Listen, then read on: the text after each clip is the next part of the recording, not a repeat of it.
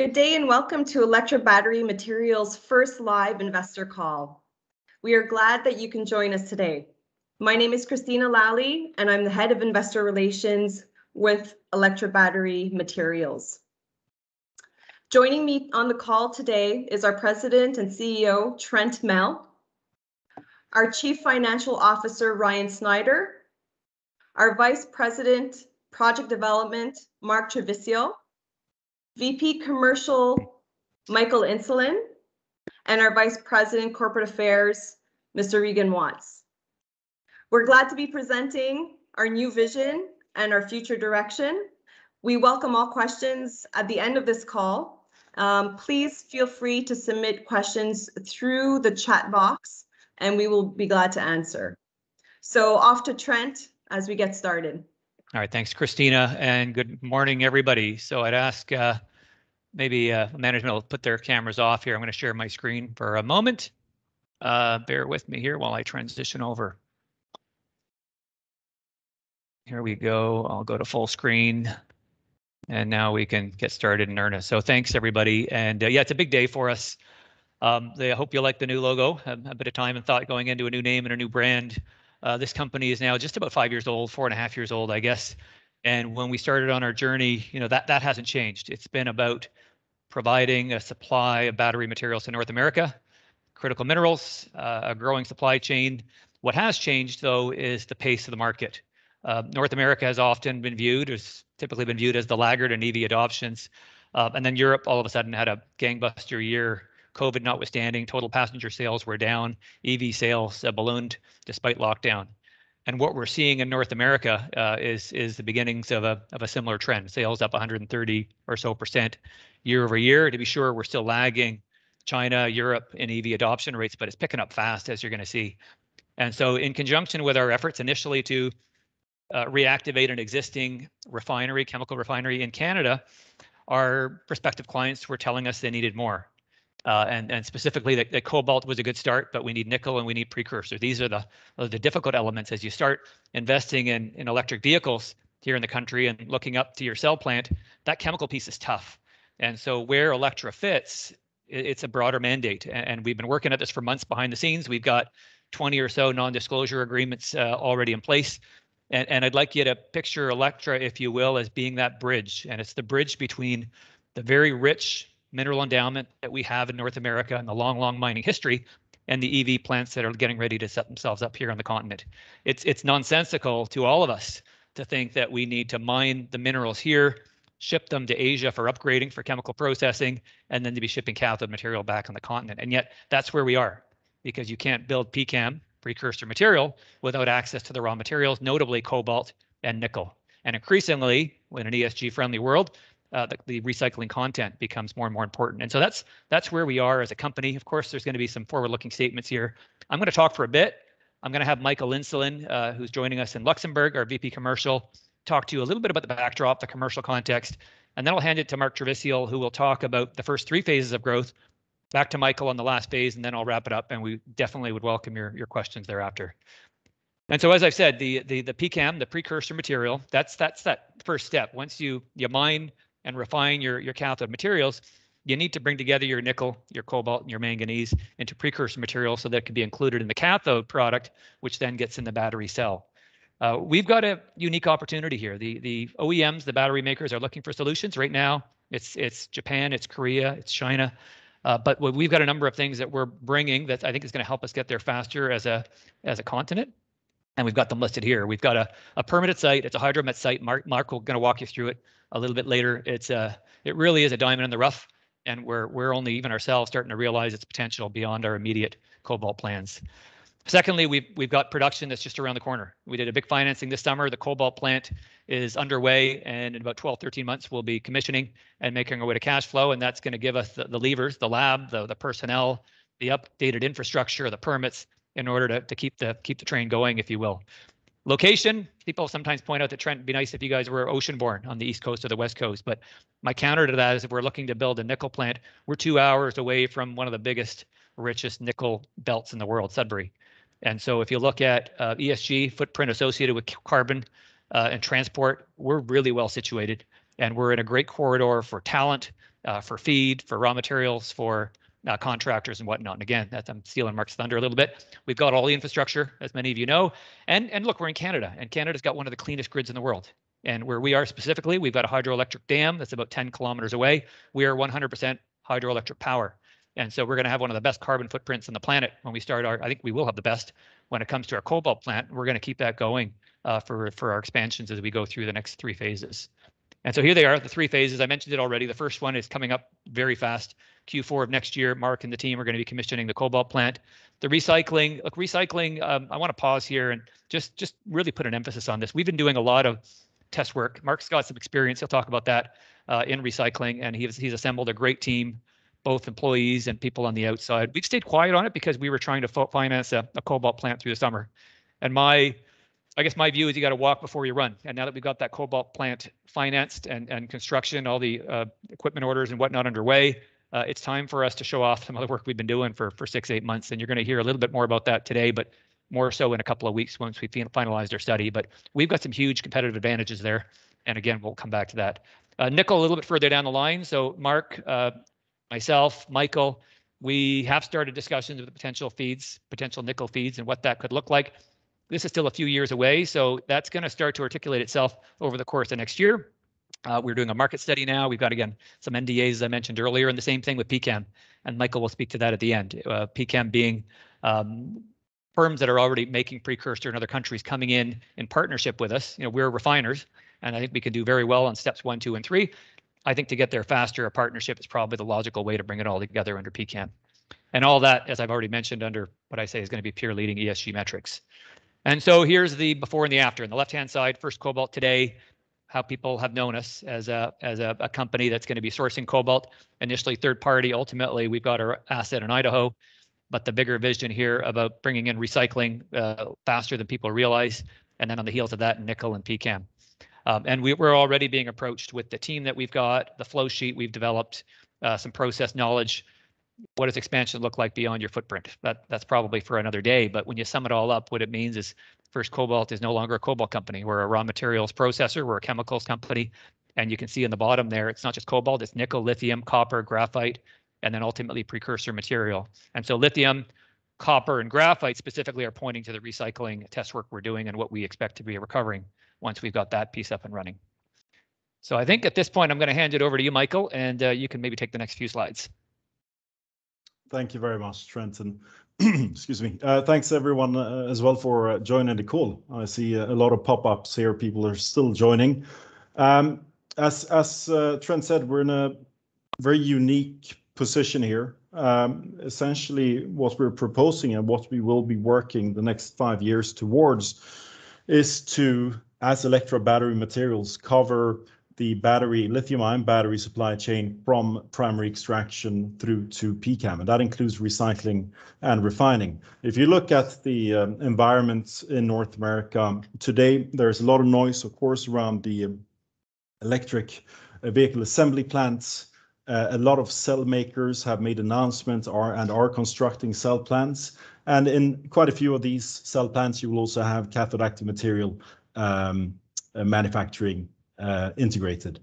And then on the other side, you have a fair bit of recycling capacity coming on stream in varying forms. But what we're really doing here is to try to cover the full and very important first segment of the lithium-ion battery supply chain.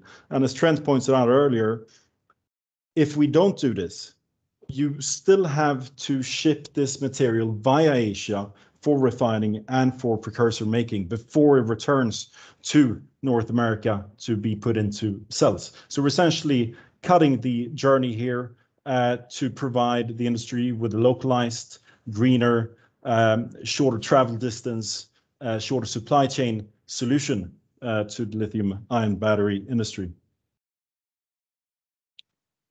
Trent, would you mind swapping forward? Yeah, perfect. So if you look at the announcements that have been made over the past 18 to 24 months in North America, essentially every big automaker has announced battery cell plants. Recently, you've had more European companies like Stellantis and Toyota from Japan, of course, announcing partnerships. And most of these auto companies are, of course, coming and bringing with them world-class battery makers like LG Chem and SK Innovation, etc.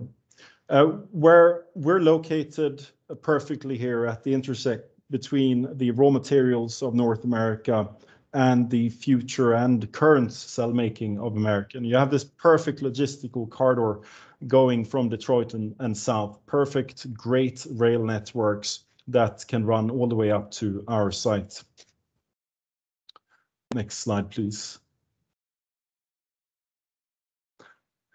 So let me speak a bit about what we're seeing in the electric vehicle market, because ultimately what we will do in the first phase is to produce a battery-grade cobalt sulfate. And in phase 2, 3, and 4, we will extend this to include nickel sulfate and thereafter precursor material. So the industry we're selling into is absolutely booming. You can see here in 2021, these are monthly sales of electric vehicles globally. You've had an upward shift compared to previous years. This is partly driven by subsidies and overall regulations imposed by governments, but there is also just a much greater availability of different models at different price classes, and people are getting more interested in electric vehicles. We don't really think, and I think the naysayers when it comes to electric vehicles are getting fewer and fewer. I don't think there is any turning back here. Electric vehicles will, in most passenger vehicle segments, replace the internal combustion engine vehicle. And if we look at this from the long-term forecasting perspective on the next slide, you can see that we, according to what I would say is a relatively conservative estimate, excuse me, conservative forecast, we're expected to go from 3.2 million vehicles to 32.2 million vehicles by 2030. That's the compound annual growth rate of 26%. Now, what this suggests is that by 2030, on a global basis, we'll get to an EV market penetration of about 30%. So 70% of vehicles sold are still expected to be internal combustion engine vehicles. I think if we look at the recent statistics in North America, of course, I would say we're a few years behind Europe and China. In North America in September, the EV penetration was about 5%, but in Europe, it exceeded 20%. So Europe is essentially already operating at EV sales levels that analysts expect by 2027 or 2028. And of course, the world is very big. It's not only about China, Europe, and North America, but as there are more and more models available, there are fewer and fewer just pure battery cell restrictions. EVs will become commonplace across the world. Next slide, please, Trent. Thanks. Now, if we translate this into demand for cobalt and nickel, which will be our primary outputs, whether via primary feed or recycling, you can see that the demand for cobalt is increasing very rapidly, and the demand for nickel, of course, is increasing even more rapidly. The reason for this is really because the world is moving towards higher nickel, slightly lower cobalt cells. So we're moving from where they started with LCO and NCM 111 and NCM 523 cells towards more staple NCM 622 and increasingly NCM 811, as well, of course, as Panasonic's NCA cells. So you will continue to have faster growth in nickel demand than you will have in cobalt demand. That is absolutely certain. But cobalt demand remains extraordinarily healthy. I should also say, as a passing point on this slide, that the battery supply chain, as it stands today, is actually quite long. So, between mineral extraction and actually having an EV on the road, you're looking at 12 to 14 months time lag. So actually the demand for cobalt and nickel in 2019 here, as a mineral processor and an extraction company, you're actually seeing the demand for 2020 rather than 2019 because of this lag. Now, as a final point here on lithium-ion battery chemistries, because we do get a lot of questions on the demise of cobalt and the rise of LFP. Let me just walk through what the very respectable analysts from Benchmark Minerals Intelligence point out, which is that NCM chemistries will remain dominant. And these are NCM chemistries that include both nickel and cobalt. Some people do point out that LFP chemistry, the LFP lithium iron phosphate chemistry, is developing very rapidly with CATL's cell-to-pack model and BYD's blade technology. But while LFP chemistry and packing procedures are advancing, you also see tremendous progress in NCM. So generally, analysts agree that nickel and cobalt batteries will remain the dominant chemistry of the certainly over the next decade and very likely beyond, because of the entrenched battery manufacturing capacity being constructed over the next 10 years.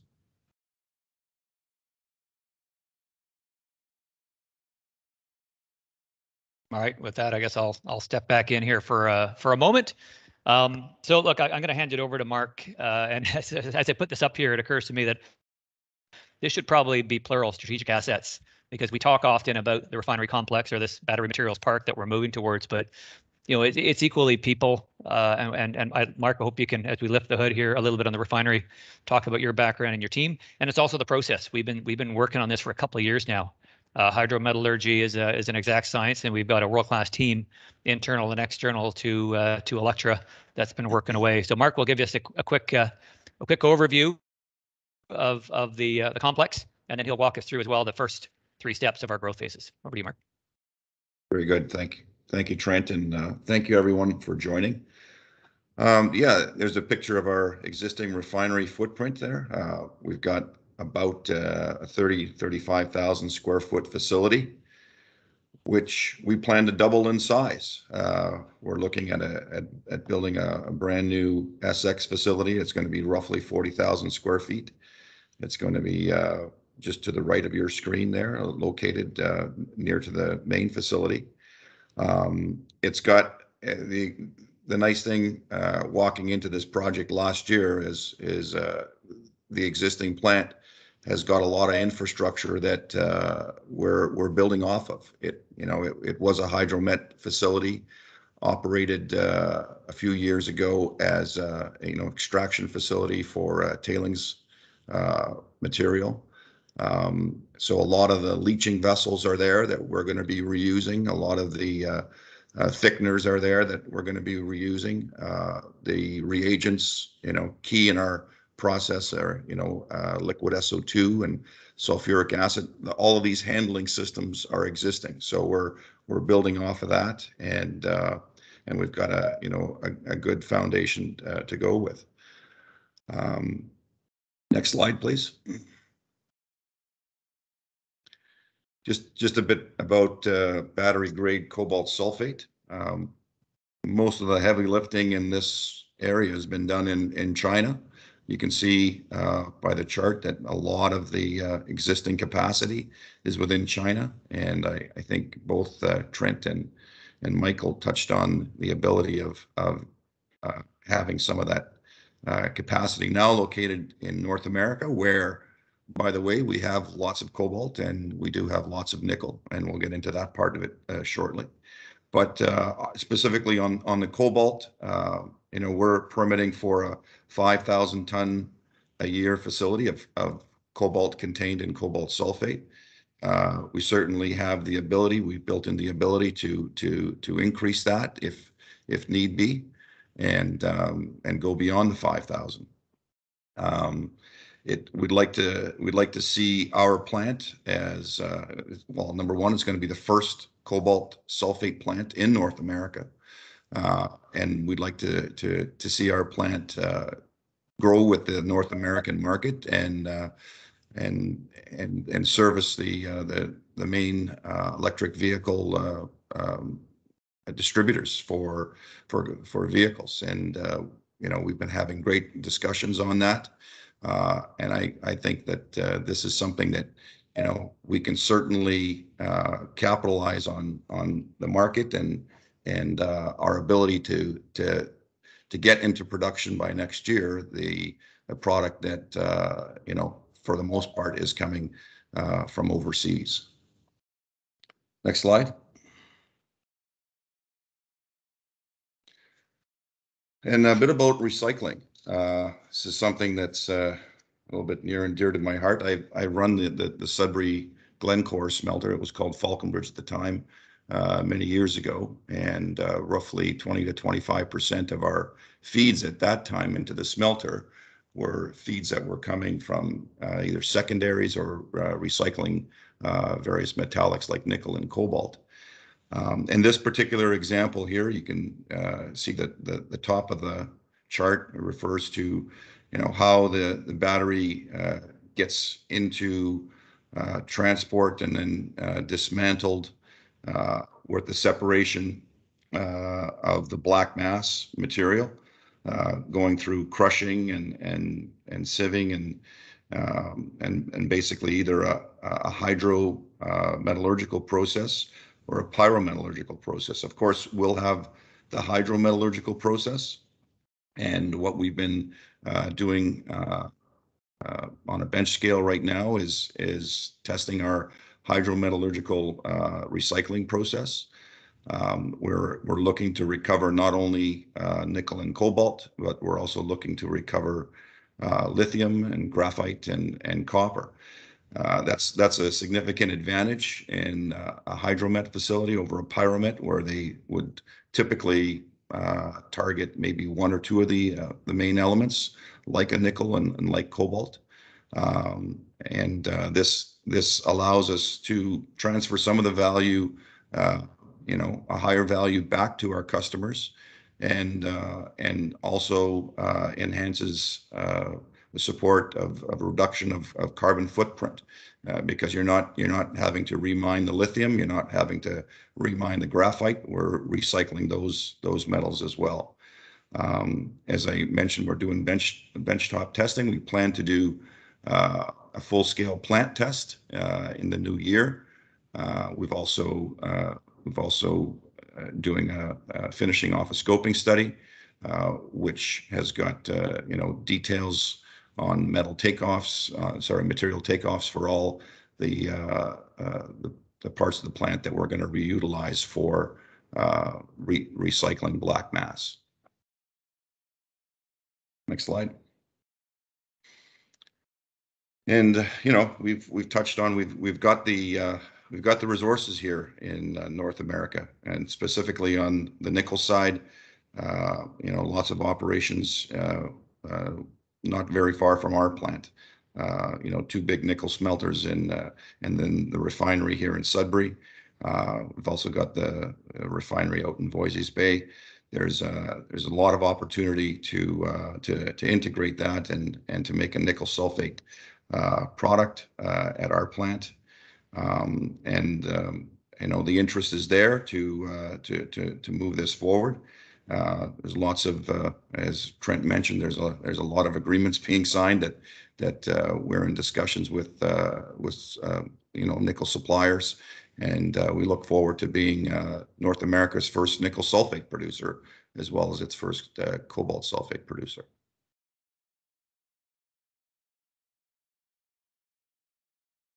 And I guess it's Michael, if you wanted to take that over. Yeah, I think Trent asked me just to comment on this one. Phase 4. So currently what we have as the final stage, and this of course may change over the next 5-10 years, or rather 5 years, is to have a precursor cathode active materials plant on site, which is essentially where you mix the cobalt sulfates and nickel sulfates and quite likely imported manganese sulfate together to make a precursor material.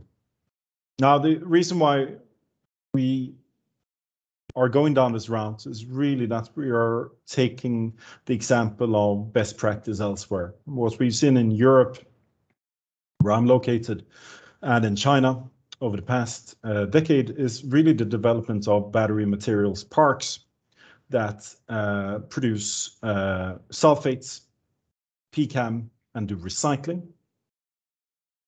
And this precursor material is then transported to another site frequently, which produces cathode active materials, cells, and electric vehicles. There's a lot of gains to be had from not transporting sulfates. They're relatively low grade. There's a lot of moisture in them, so they don't like traveling very far from a cost perspective. And the other reason, of course, is the cost efficiency from not having to crystallize the material. So you run the salts in liquid solution straight to the precursor plant instead. So we're really copying best-in-class examples here from China and Finland in particular to generate this phase 4, currently the final phase of the battery materials park. Trent, over to you. All right. Yeah, thanks, Michael. Maybe I'll just jump on that last point that you just said, is that we're not, this announcement of Electra and a battery materials park, we're not reinventing the wheel. This is what's happening in the rest of the world. This is what is not happening in North America because of an access or a lack of access to refined materials. And so, picture this, and this is a truthful statement. This is a pull and not a push. This is our potential clients and partners are encouraging us to go down this path to bring everything together, because as Michael says, otherwise to refine here, ship somewhere else for a precursor doesn't make a lot of sense. And so if I just move forward, I think I just got one more slide here. And this is basically how it all comes together. And so Michael has walked us through it, but you see the blue boxes, that's where we fit.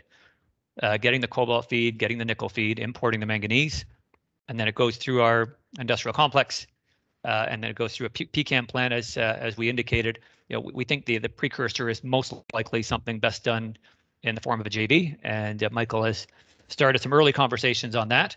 And then once that's done, then the cathode active material, the cell manufacturing, the EV plants, it doesn't really matter where they are. The issue, though, on the carbon footprint, the resources are here. That chemical intermediate step is one that is sorely lacking, and it's one that frankly Canada is really well situated to fill. I mean, we've got clean power, we've got the resources, we've got kind of everything we need to pull it all together. It's going to take us a little time, but I will come back to the recycling in a moment, because I think that's where the action is going to be for us as the kind of second catalyst. And so lastly, and I mentioned this already, but it does bear repeating, with COP26 going on now, our goal, and we'll have to articulate this more consistently and more coherently, but our goal is to have an ESG profile or rating that's second to none.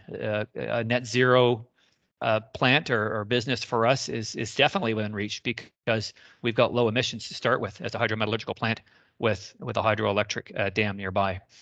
We are already highly confident that we're going to have the cleanest cobalt plant on the planet by way of a carbon footprint. And we've done some initial third-party work to validate that. And we're making some advances as well in traceability of the mineral, so that people or buyers know what exactly is going into their vehicle. And so I can come off screen here for a second, and we will go to questions. Management can come back in. Before I do, though, I mentioned the recycling, and Mark did talk to this already. Here is a sample of some nickel carbonate that was made at the refinery some years ago. Here's a picture of some, I'm going to hold it up closer here, some cobalt carbonate. And I think what Mark was talking about in terms of our first mover advantage and having the circuits, these are all pieces of equipment that are already in our plant that we've been testing. So our process and our know-how has been developed around redundant equipment that won't be utilized for the cobalt plant because of its relative size compared to the amount of cobalt sulfate we're going to be producing. So happy to pause there. Maybe I'll invite Michael and Mark to come back on screen. And Christina, if we have any questions, I guess we can do that now. Sure, Trent. So we do have indeed a few questions that are coming in through the chat board. And for anybody who's logged on a little late, you may send us questions through the chat box and we'll be pleased to answer as many as we can. So Trent, first question here comes from Bernd Vermeer. He's saying, how do you see the ratio of batteries with cobalt versus those without cobalt in EV vehicles within, let's say, the next 5 years or so? All right, Michael, that's right up your alley, I think. Yeah, no, it's a very good question, which I don't think anyone knows the exact answer to. But the truth of the matter here is, in order to produce a high nickel battery, which is the only commercially available battery that provides extraordinary range for an electric vehicle, you do need cobalt in the cathode in order to limit the buildup of dendrites, which, and then, you know, if you don't have cobalt, essentially you have a much shorter battery life, and you also have the risk of exothermal reactions and nothing to limit those exothermal reactions. So in terms of percentages, we still maintain, and this is the view of course, expert analysts, that you're looking at a base load of non-cobalt batteries, in particular in the form of LFP batteries of around 15% over the next 5 years. Those are specifically for entry-level vehicles and some delivery vans, and that type of vehicle which needs to run quite a lot, but doesn't run particularly far. But the vast majority of batteries will still contain both nickel and cobalt. And I guess the other point to raise, Michael, just to the effectiveness of the LFP cathode in northern or colder climates. Not only is it a lower range, but performance degrades. Is that a fair statement? Absolutely. LFPs have shown some issues in colder climates where range is heavily negatively impacted. This is not a big problem for nickel cobalt chemistries. All right, thanks. Thanks, Michael. Next question from Peter Epstein, who asked, can you explain a bit more about not having to crystallize sulfates and what that means for OPEX for Electra and or a co-located plant? Yeah, maybe I don't know, Michael or Mark, who wants to take that one? Just the keeping everything in solution. Can you say that again, Christy? Not having to crystallize sulfate. Is that what the question is? Yes, hold on one second. Let me get back to it here. That's okay. I think he's just saying, I think Peter was just asking about what does it mean if we if we co-locate a precursor plant and you don't need to crystallize, right? You're sending everything in solution. What does that mean to the operation? Well, I mean, crystallite here. I'll put in my 2 cents first, and then Michael can add his. Number one, it's a significant capital investment, and as far as operating cost of the crystallizer, it's another processing step where you need a lot of energy. You need a fair amount of steam in that crystallization step. So there's two real factors that help you if you don't have to do that. Number one, you don't got to put the money out to build a facility in the first place, to build a crystallization plant. And the second is that on the operating side, you don't need that extra energy to help make that crystallized product. So you're not putting in extra gas-fired boilers or heat generators to vaporize the solution. So there's a big synergy with avoiding that and going directly to a precursor. And maybe I'll just add to that. If you think of, I think the crystallizer for the cobalt plant is the single most expensive piece of equipment going in. The nickel plant will be an order of magnitude or two larger than the cobalt plant. So to eliminate that crystallizer, yeah, to Mark's point, a huge capital savings. Our press release, we talked about and I think it's conservative, 4 to 6% OPEX savings at the refinery. It's hard to give any precision, but we think that's a conservative number. There's also savings on the other side. So it's logistics and transport, all the bagging, the carbon footprint, and then the dissolution on the PCAM plant as well. So there's a lot of savings to be had there, and it speaks to the rationale of trying to put these plants together. How's that, Michael? Anything you want to add? No, that's perfect. You've taught me well. Thank you. Okay, great, gentlemen.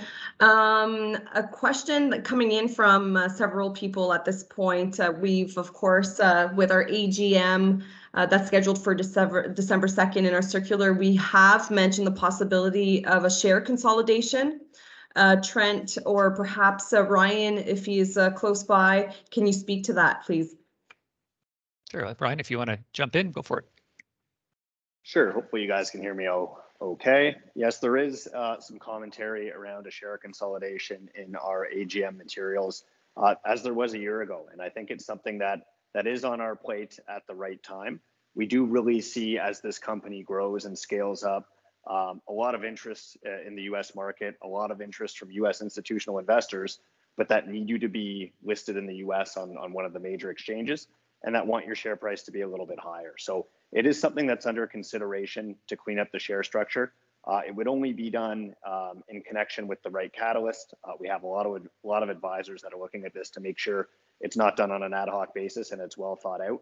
But we do think as this company grows, and Trent and the team have talked about the various pillars here, accessing the US institutional investors in the US market will help with that process. And it is something that's under consideration at the right time with the right catalyst for the company.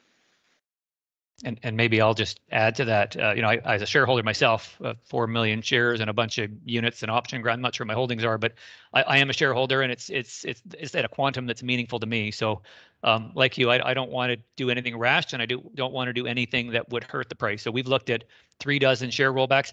I know what works, and I think I know what works and what doesn't. I don't want to be too confident here. You got to move from a position of strength, and consolidations that are done as a defensive measure because you got too many shares out, they never work. But you do that in conjunction with an OEM partnership or production or something that'll hold your stock. I think the idea of listing on the NASDAQ, and you need $3 stock price to get there, it would make a whole lot of sense. And what that's going to do is I think it's going to attract the right investors. We all know that there are certain institutions that either won't trade on the venture. There are other people, even some retail accounts that can't trade penny stocks. And we also know that trading at these levels, when you're in the pennies, you attract the wrong kind of traders, the day traders that are trading the half cent.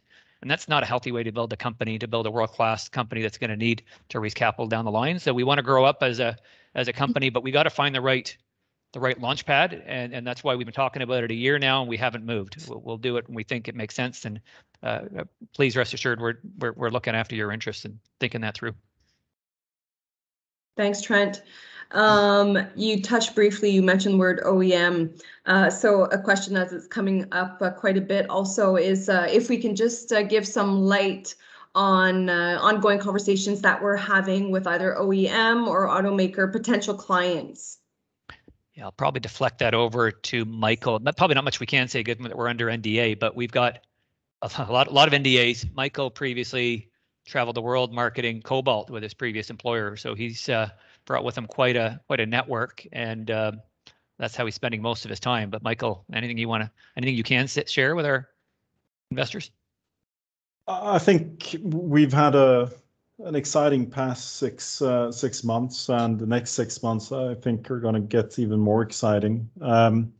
There is, I would say, we can reveal there is a very strong interest even at just the cobalt sulfate stage to purchase that. Both in North America and in Europe, and as far abroad as Japan and in other parts of Asia. We will reveal in due course. I would say this: we have more clients than we can actually service on the cobalt sulfate front. So it's really a matter of selecting and negotiating with clients that we think will be good strategic partners that will generate the greatest shareholder value to Electra Battery Materials. But yeah, look out for 2022, and I'll leave it at that. Great. Thanks, Michael. Maybe we could take the questions in a slightly different direction. Over to Mark, perhaps. Can you update us in regards to permitting, where we're at, what permits we're still waiting on, if you don't mind? Sure, not a problem. So there's 3 permits and there's one closure plan document that were our main thrust with the government and First Nations and the local community this year. So we have the permit to take water, which we received in late spring. And just recently in early October, we received our air noise permit for the plant operation. We're currently working on our industrial sewage permit, and we are in the very near to be submitting our closure plan to be filed. So the 2 that are left are the industrial sewage and the closure plan. The heavy lifting has been done on the industrial sewage, meaning the some of the key hurdles in getting that through the permitting process have been achieved. There's some I's that have to be dotted and T's that have to be crossed, but I'm going to say that we're 90% there. And on the closure plan, I think even a higher percentage. We can see the finish line, and we'll be submitting some final documents this week. So they're well in hand. We expect things to progress and hopefully have both before in the next few weeks. Hopefully before Christmas, both of them. Great, thanks, Mark. I believe a question for VP Legal Affairs Regan, if you're on the line. A few questions coming your way. If you can talk to us a little bit about government support. So obviously some people have noticed that you do your fair share of lobbying on our behalf. So if you can speak to that government support, maybe, if there's any potential government funding in the future for us, go ahead. Sure, and thank you, Christina. Just to clarify, I'm Vice President Corporate Affairs, not Legal Affairs. I always wanted to be a lawyer, but couldn't quite make it, so lobbying was a good fallback. A couple of comments that I'll make, just to pick up on what Mark said as a macro theme. We've had financial support almost a year ago. It was announced December 15th, December 18th of 2020. The Government of Canada and the Government of Ontario both stepped up and provided significant sums of capital to help get this project going. And in the context of the permits that Mark has previously referenced, governments find many ways to support projects, and permitting obviously is a key component of our roadmap. They are, I can just say on a macro level, they are very committed, the Government of Canada and the Government of Ontario, to making sure this project gets going. And so as we go through our permitting process and other regulatory steps, we are certainly well received, and governments are motivated to help us along, working with local stakeholders, including Indigenous and First Nations in the community, to getting the permits we need so that Mark and his team can continue construction and then eventually turn on the plant.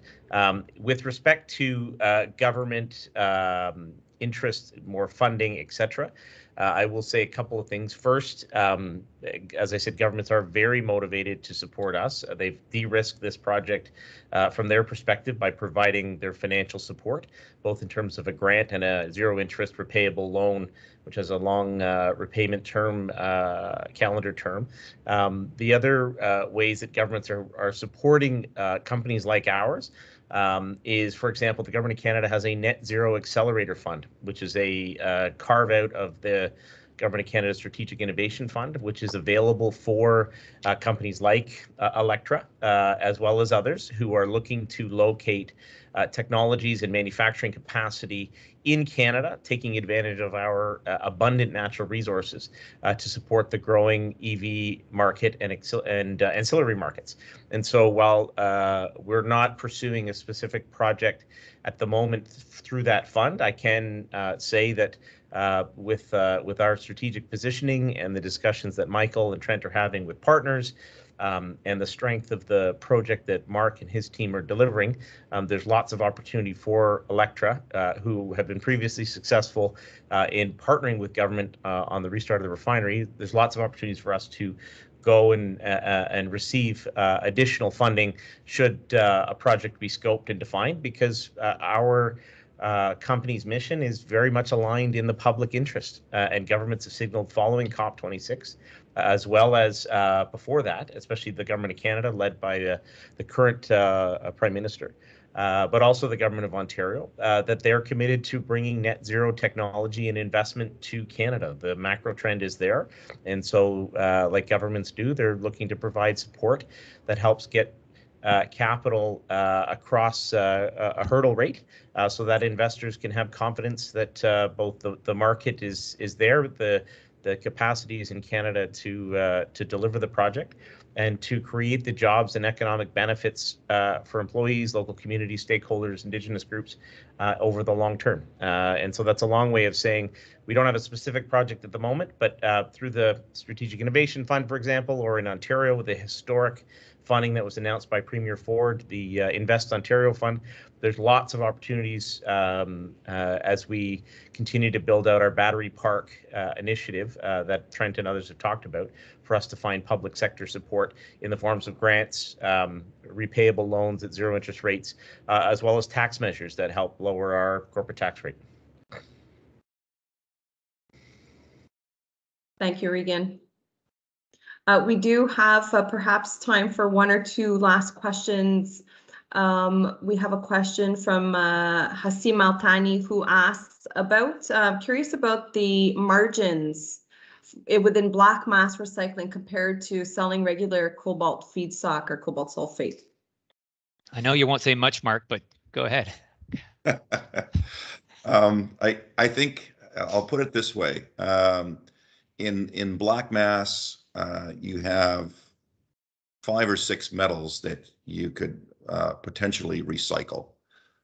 So in that alone introduces potentially extra revenue for the company, versus just taking a cobalt hydroxide product that you're primarily looking to extract the cobalt from.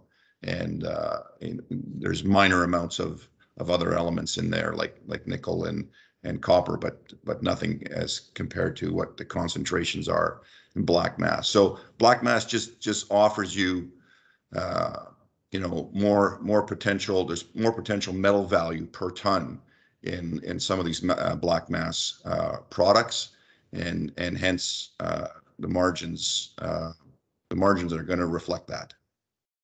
And I'd say we've got, just in terms of feedstock, we get calls not just in Canada and the US, but beyond, to Europe and elsewhere. So a lot of interest. If you think of recycling, as we presented in that slide, as kind of the 2 steps. One is, the collection of the batteries and discharging and taking the foil off, et cetera, crushing and sieving.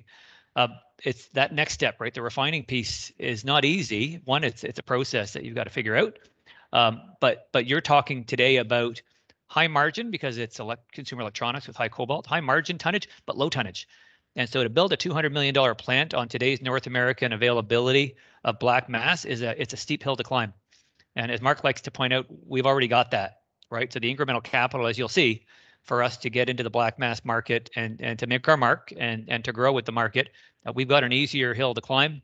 And I think you'll see we've got we now have a pretty good idea of what our recoveries are. We also have a very good idea of what the market is paying for that feed right now. So suffice to say, we're pretty optimistic about the potential on that feedstock. Trent, just to expand a little bit more on that question, we do have a few peers that are currently in the battery recycling business. Can we just clarify a little bit, perhaps, how we differ from our peers? Sure. Yeah, and I won't comment on their businesses, just out of respect for them. They can talk to that.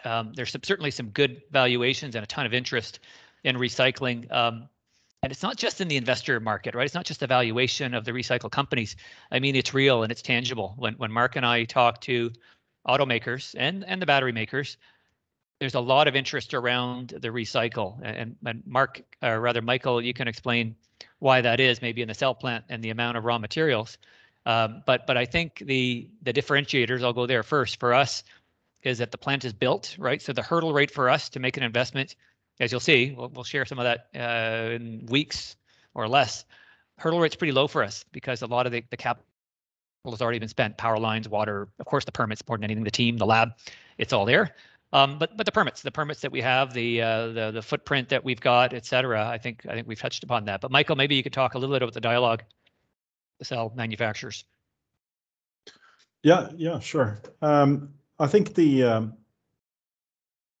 Trent pointed out that the availability of black mass today is limited. I think that's maybe not entirely correct. I think there is a fair bit of black mass out there, and we can certainly process it with the genius of Mark Trevisiol and his team. But what happens when you build a battery industry, as you will have a battery industry ramp up here in North America over the next few years, is that there's a lot of scrap material generated in each of these stages: PCAM, CAM, and cells. And that scrap really has to be fed straight back into the refining loop.